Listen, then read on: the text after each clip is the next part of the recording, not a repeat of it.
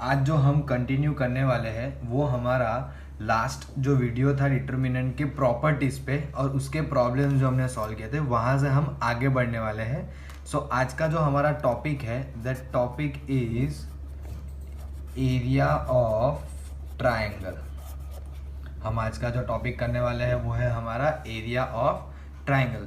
तो जहाँ तक मुझे याद है आप लोगों ने आपके 10th स्टैंडर्ड में already area of triangle find करना सीख लिया था जब आपके पास कोऑर्डिनेट्स अवेलेबल हो तब, करेक्ट। और तब हमने जब एरिया ऑफ ट्रायंगल ढूंढा था तो हमें वो एरिया ऑफ ट्रायंगल मिला था with the help of this formula delta equals to half of modulus x1 into y2 minus y3 plus x2 into y3 minus y1 plus x3 into y1 minus y2, correct. So ये हमने already 10th standard में हमारे area of triangle में देख लिया था।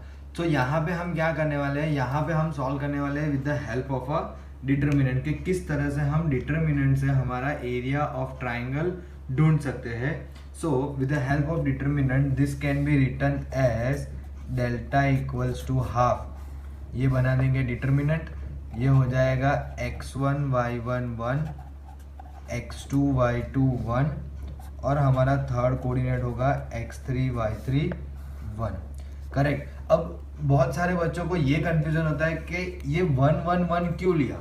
तो आप सबको पता है कि एरिया जो है वो 2 डायमेंशनल क्वांटिटी कही जाती है, इजंट इट। अब 2 डायमेंशनल क्वांटिटी है तो फिर हम डिटर्मिनेंट में कैसे सॉल्व कर पाएंगे उसको। तो उसके लिए हमने क्या किया कि ये जो थर्ड वाला है वो थर्ड वाले को हमने यूनिट कंसीडर कर दिया। ये सेम चीज आप अपने फिजिक्स में पास्कल लॉ में सीखते हो कि पास्कल लॉ में आपका जो ऑब्जेक्ट होता है वो ट्रायंगल शेप में होता है और उसकी जो हम लोग लेंथ कंसीडर करते हैं वो यूनिट लेंथ लेते हैं जिससे वो हमारे लिए इजी रहे सॉल्व करने में, करेक्ट। तो जब आप वॉल्यूम वगैरह में कन्वर्ट करते हो तब आप उसकी यूनिट लेंथ को कंसीडर कर लेते हो, सिंपल। अब वैसे यहाँ पे हम भी इसको 1 1 1 कंसीडर कर लेते हैं सो दैट कि हम इसको प्रॉपरली 3/3 में कन्वर्ट कर सके, क्योंकि हमारे पास 3 कोऑर्डिनेट से 2 कोऑर्डिनेट होता है तो हम तो 2/2 में सॉल्व कर सकते थे, सिंपल। बट 2 कोऑर्डिनेट से हमारा ट्रायंगल बनना पॉसिबल नहीं है, इसीलिए हमारे पास 3 कोऑर्डिनेट है, सिंपल। चलो आगे बढ़ते हैं। अब आता है इसमें इंपॉर्टेंट, मतलब इस फॉर्मूला से हमें एरिया तो मिल ही जाएगा लेकिन एरिया फाइंड करने में हमें कुछ चीज़ों का ध्यान रखना है जिसे हम कहेंगे रिमार्क, है ना। रिमार्क का मतलब क्या होता है कि कुछ चीज़ों को हमें हमारे ध्यान में रखना पड़ता है। तो जैसे कि हमें ये पता है कि एरिया जो है वो पॉजिटिव क्वांटिटी है, area is positive quantity, correct. Area कभी नेगेटिव हो सकता है?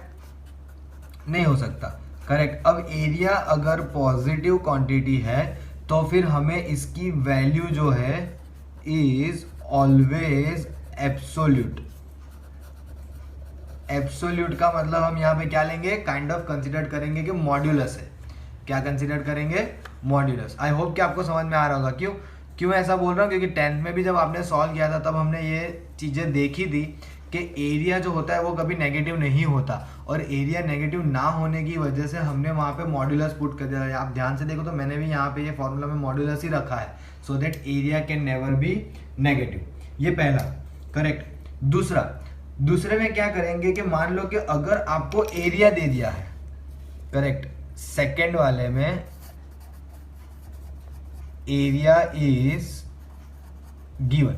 अब अगर एरिया दे दिया हो तो हमें कैलकुलेशन के वक्त use both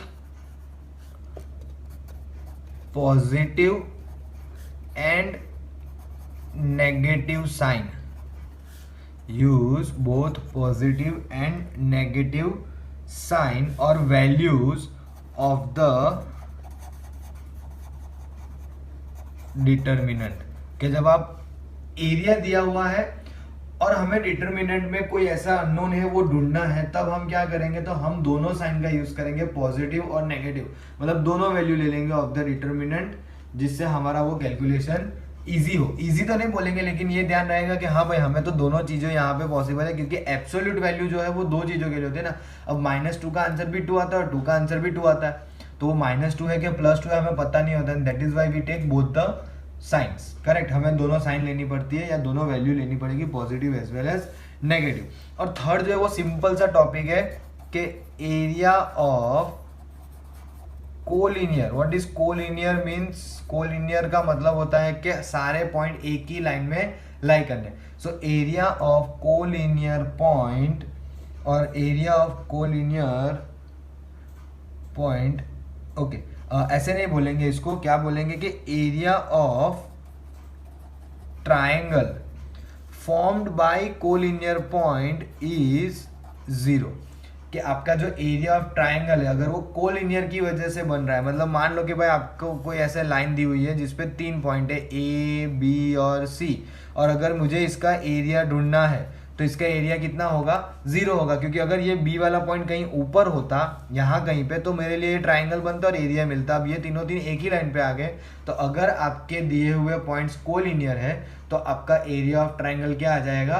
0। As simple as that. Simple. अगर फिर से एक बार बोल रहा हूँ कि अगर आपके दिए हुए पॉइंट्स कोलिनियर है तो आपका एरिया ऑफ ट्राइंगल हो जाएगा 0। सिंपल। तो ये 3 रिमार्क है जो आपको बहुत केयरफुली ध्यान रखने हैं so that you can solve easily this particular topic problem. Simple. चलो तो मैं आपके लिए एक एग्जांपल लेता हूँ जो it's a quite good one. So let's see how we can solve that particular example. So let's have a look at example number 18, है कि नहीं? चलो क्या दिया हुआ है एग्जांपल में? Find the equation of line joining a1,3 and b0,0 using determinants, correct? And find k if d k,0 is a point such that area of triangle ABD is 3 square units. Simple. चलो तो हमारे पास 2 point है, एक A है 1,3 और दूसरा है B जो है 0,0। सिंपल। और डिटरमिनेंट की मदद से हमें पहले तो इसके लिए इक्वेशन ऑफ लाइन ढूंढनी पड़ेगी। अब वो इक्वेशन ऑफ लाइन डिटरमिनेंट की मदद से कैसे मिलेगा वो हमें यहाँ पे देखना है। तो अच्छा, इक्वेशन ऑफ लाइन मतलब ढूंढ कैसे पाएंगे डिटरमिनेंट की मदद से? तो हमें सबसे पहले क्या करना पड़ेगा? हमें एक पॉइंट लेट करना पड़ेगा। क्यों?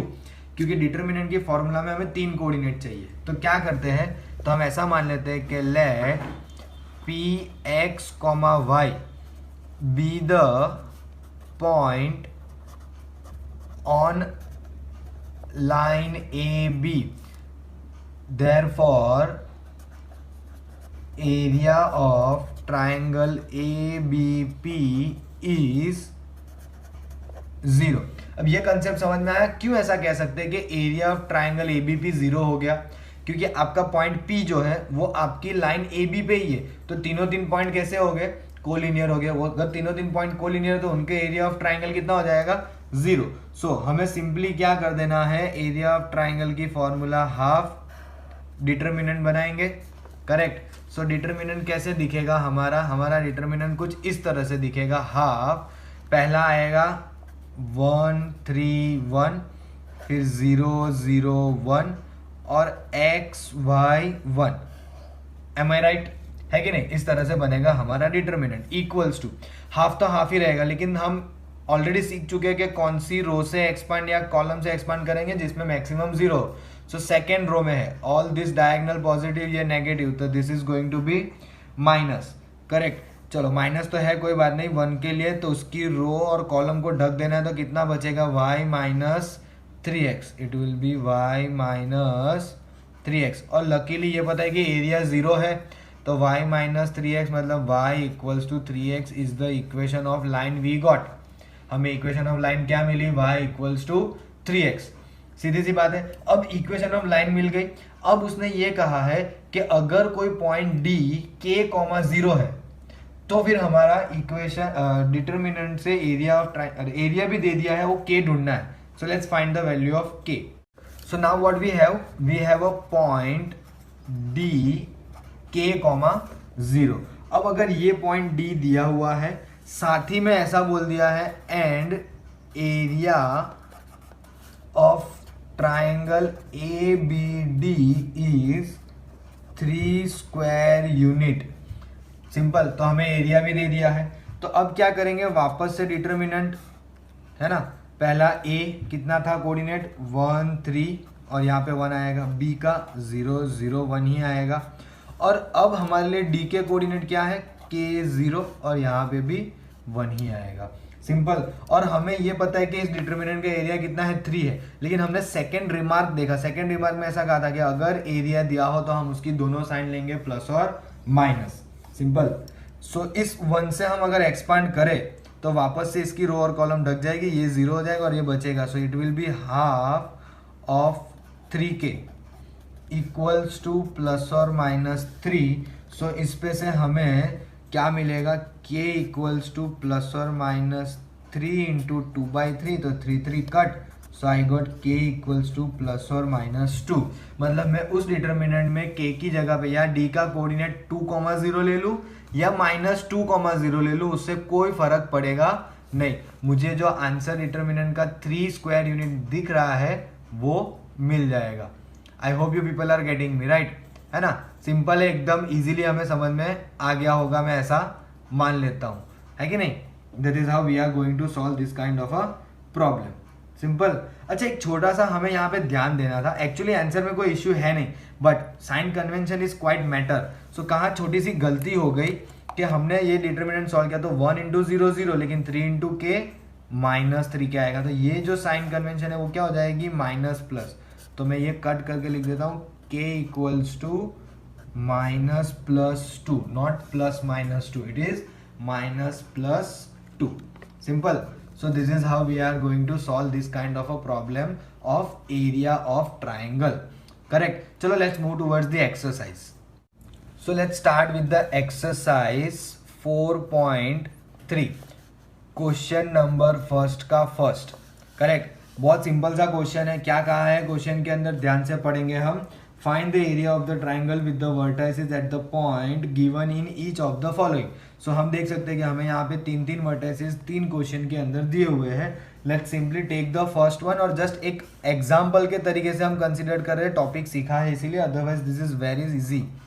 1 0 6 0 एंड 4 3। मुझे इसका एरिया ऑफ ट्राइंगल ढूंढना है।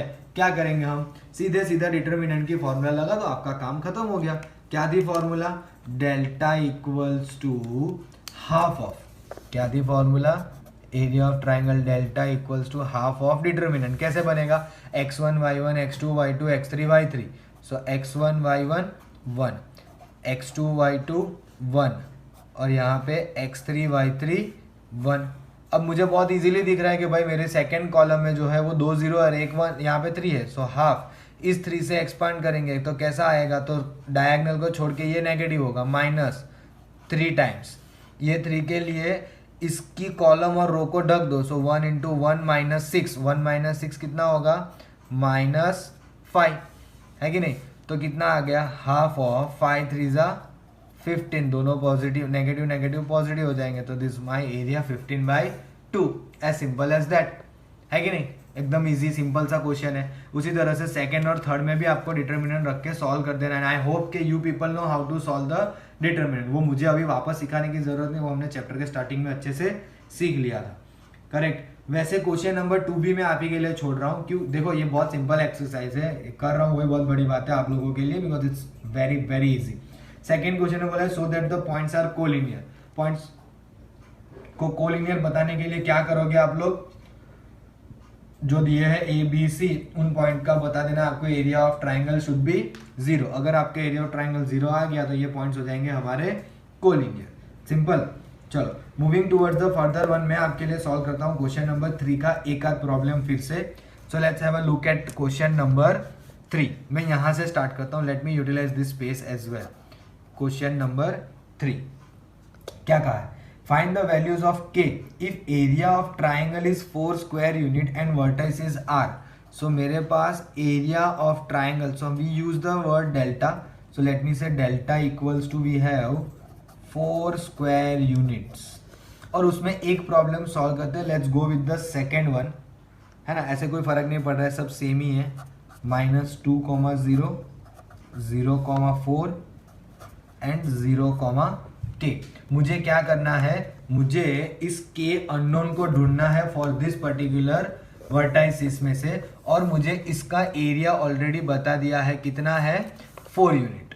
Simple. So I know the area, delta की वैल्यू पता है, करना है कुछ नहीं है, सिंपल सा हमें ट्राइंगल की फॉर्मूला में, अरे डिटर्मिनेंट में रख देना है डेल्टा इक्वल्स टू -201 041 0K1, है ना। और मुझे ये पता है कि this determinant is equals to 4।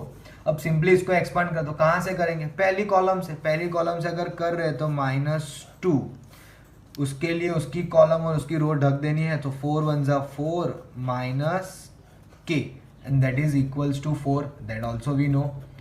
सो ये कितना हो जाएगा? -8 minus minus plus 2K equals to 4।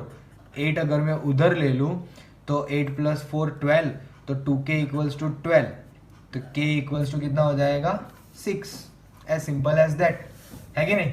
क्या प्रॉब्लम थी? डिफिकल्टी कुछ नहीं, एकदम इजीली हमारा ये प्रॉब्लम भी सॉल्व हो गया। आई होप कि आप लोगों को ये प्रॉब्लम भी समझ में अच्छे से आ गया होगा, है कि नहीं? चलो आगे बढ़ते हैं। तो क्वेश्चन नंबर 4। अच्छा, क्वेश्चन नंबर 4 तो ऐसा प्रॉब्लम है जो अभी अभी हमने एक एग्जाम्पल में सॉल्व किया कि हमें फाइंड करनी है equation of line joining the vertices या joining the points using determinant. तो कैसे करेंगे? अभी हमने एक एग्जाम्पल सॉल्व किया था, I don't know the number, but I guess that some around 17 और 18 एग्जाम्पल नंबर था, करेक्ट। उस एग्जाम्पल में हमने इक्वेशन ऑफ लाइन फाइंड की जब हमें 2 कोऑर्डिनेट्स ए और बी अवेलेबल थे। सेम है क्वेश्चन नंबर 4, सिंपल। और question number 5 is again same as question number 3, तो वो मैं आप ही लोगों के लिए छोड़ रहा हूँ because this particular exercise is way too much easier than you people are expecting, है ना। ये बहुत ही ज़्यादा ईजी है, तो आई होप कि वो आप लोग कर पाओगे।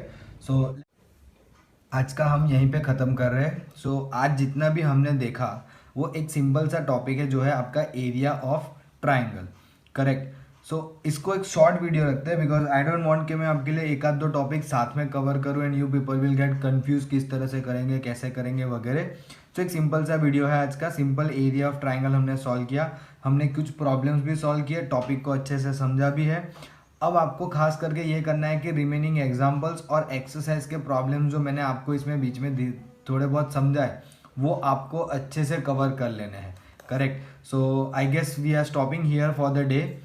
सो please do like, share and subscribe our channel, और हो सके उतना अपने फ्रेंड्स के साथ भी शेयर कीजिए। So stay home, stay safe and be safe at your home, correct. चलो बाय बाय, थैंक यू।